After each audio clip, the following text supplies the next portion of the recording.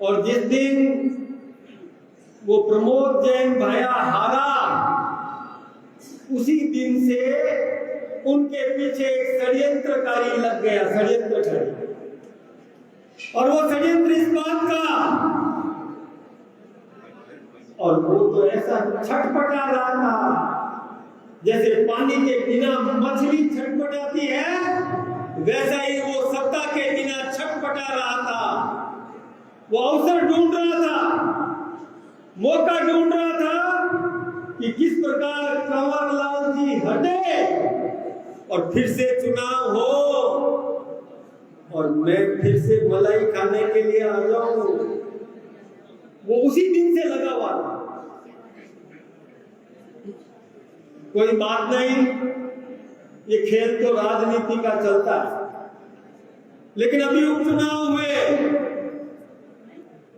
घोषित हो गए, और चुनाव घोषित होते ही सबसे पहले तो उसकी पार्टी ने तय नहीं किया, उससे पहले अपनी उम्मीदवारी ठोक दी। उम्मीदवार बनकर के लार टपकने लगी और मैदान में जिस दिन अधिसूचना जारी हुई उसी दिन नामांकन कर दिया कि कहीं दूसरा नहीं आ जाए। लेकिन चिंता नहीं, भारतीय जनता पार्टी भी बहुत सोच समझ करके विचार करती है। भारतीय जनता पार्टी ने तय किया कि हम एक ऐसे ईमानदार नागरिक को, सेवा भावी कार्यकर्ता को, जो सेवा की भावना से राजनीति में आया, जो आम जनता के बीच में रहने वाला है, स्थानीय है, उसका कोई भी हाथ पकड़कर रोककर कभी भी काम करवा सकता है। ऐसे व्यक्ति भाई मोरपाल सुमन को उम्मीदवार बनाकर भेज दिया। अब लड़ाई में मजा आया, अब इस लड़ाई में आनंद आएगा। लेकिन ये मजा आप सबको दिखाना है। लड़ाई कैसी है? लड़ाई ऐसी है कि एक तरफ तो जो 2003 में एक निर्दलीय उम्मीदवार बनकर के जीत के आया था, मेरे साथ विधानसभा में था, बहुत दीनहीन, दया का पात्र ऐसा लगता था विधानसभा में। क्यों जोगाराम जी साहब, सही कह रहा हूं ना? कृपलानी जी। और उसके बाद 8 में कांग्रेस ने उसको उम्मीदवार बना दिया और मंत्री भी बना दिया। और उसने तो क्या खाया? वो तो भरत सिंह जी से पूछो, उनकी आत्मा आज आसमान में जब नीचे देख रही होगी तो उनकी आत्मा भी रो रही होगी। अरे वो कह रहे होंगे कि जिसका विधानसभा में मैंने खुल करके बोला, लेकिन कांग्रेस पार्टी समझ नहीं पाई। एक वो दूसरा उन्हीं के साथ का मंत्री था राजेंद्र गुड़ा, वो भी खुल करके बोला। इस भ्रष्टाचार की पूरी घटना उखाड़ करके जनता के सामने रख दी। कई मुकदमे हैं उन पर, बहुत धन्ना सेठ बन गया, बहुत धन्ना सेठ, और आज जमानत पर है, दर्जनों मुकदमे उस पर। एक तरफ तो वो उम्मीदवार और दूसरी तरफ आपका स्थानीय जाया जन्मा बेटा, एक सामान्य किराने की दुकान चलाने वाला किसान, जो सेवक बनकर के राजनीति में आया है। ये मुकाबला इनके बीच में है, ये फैसला आपको करना है। अभी हम आ रहे थे, रास्ते में हमने देखा जनता में भी बहुत बड़ा उत्साह है, पूरे क्षेत्र के अंदर उत्साह है।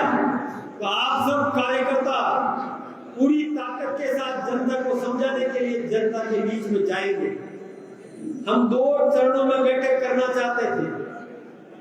हमारी व्यवस्था थी कि पहले जनप्रतिनिधियों से बात करूंगा और उसके बाद एक सामूहिक बैठक करेंगे, लेकिन जनता का प्यार और इतनी बड़ी संख्या में सब उमड़ घुमड़ करके आ गए। जब सबको हमने देखा तो हमने तय किया कि अलग अलग बैठक हम कर नहीं पाएंगे, सब सामूहिक रूप से जो बात करनी है इन सब के बीच में कर लेते हैं। इसलिए वो बैठक मैं फिर कभी करूंगा। मेरे तो आप सबसे यही निवेदन है कि आप सब इस बात को गांव-गांव में अपने कई दोस्त भी हो उनको भी बताएं, परिवार का सदस्य है उसको भी बताएं और ये आह्वान करें इस बार हम सेवक को अवसर देंगे। सेवा की भावना से जो राजनीति में आया है उसको महत्व देंगे तो इन राजनीतिक पार्टियों के भी चरित्र सुधर जाएंगे, इन राजनीतिक पार्टियों की सोच भी बदल जाएगी।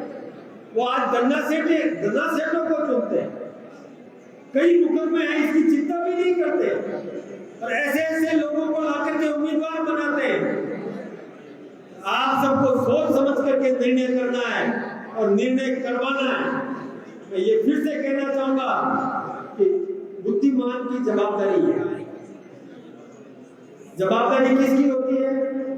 समझदार की जवाबदारी होती है। समझदार की जवाबदारी होती है कि और लोगों को वो समझाए। इसलिए जितने भी लोग यहाँ विराजमान है मैं इन सबसे आह्वान करना चाहूंगा कि आप सब समझदार लोग हो, जागरूक कार्यकर्ता हो। आप सबकी जवाबदारी है कि घर घर अलग जगह दो, गली गली जाकर के और ये आम नागरिक को ये बता दो इस बार सेवक को मौका देना है। तो सेवा की भावना से राजनीति में आया है तो राजनीतिक पार्टी भी सोचेगी कि हम भी एक सामान्य व्यक्ति को भी उम्मीदवार बना के जीता भेज देंगे तो ये जनता जीता करके भेज देगी। नहीं तो राजनीतिक पार्टी भी सोचेगी कि ये कहां से तो पैसा लाएगा, ये कैसे लड़ेगा। अरे ये गोरपाल जी सुमन मोटरसाइकिल पर दौड़ करने चलाने वाला है, मोटरसाइकिल पर साइकिल पर जाकर के जनता के बीच में बात रखने वाला है, एक सामान्य परिवार का व्यक्ति है। तो दूसरी पार्टी भी सोचेगी कि मुझे भी एक सामान्य परिवार के व्यक्ति को आगे लाना चाहते हो क्या? ऐसा कंपटीशन कराना चाहते हो? ये राजनीतिक पार्टियों को अक्ल दिलाना चाहते हो क्या? और दिलाना चाहते हो तो ये स्वर्ण अवसर आपके बीच में आया है, ऐसा मौका आपके बीच में आया है। उनके मंसूबे धराशायी कर दो जो आपका खून चूसने के लिए आना चाहते हैं। इस बात का ध्यान रखने की जरूरत है। उनको सबक सिखाने का काम करना है आप सबको। यही मैं निवेदन करना चाहता हूँ। मुझे मालूम है कि बहुत देर से आप बैठे हो, 3 बजे से बैठे हो, और भी बात करनी होगी तो मैं और फिर आपके बीच में आऊंगा।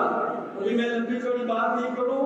मैं जो मंच पर और सामने जो भी कार्यकर्ता विराजमान है मैं उन सब का भी आह्वान करना चाहता हूँ कि राजनीति में शुद्धिकरण लाना बहुत जरूरी है।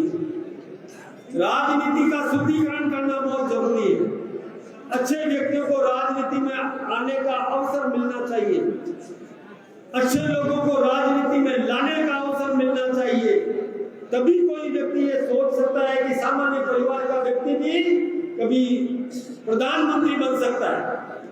हमारे देश के प्रधानमंत्री नरेंद्र भाई मोदी जी भी, उनके पिताजी चाय की कैबिन लगा करके काम करते थे और मोदी जी खुद भी चाय का वो एक 6 कप लेकर के और वो चाय पूछने जाया करते थे। इतने सामान्य परिवार का व्यक्ति राजनीति में आया और सर्वोच्च पद पर पहुंच गया। ये अवसर देना चाहते हो तो एक सामान्य परिवार के व्यक्ति को हमने मैदान में उतारा है, एक ईमानदार व्यक्ति को मैदान में उतारा है, एक सेवक को मैदान में उतारा है। मैं आप सबका आह्वान करना चाहता हूं कि राजनीतिक पार्टियों की सोच को भी शुद्ध करने का काम आप सबको करना है। आप सबका बहुत बहुत धन्यवाद।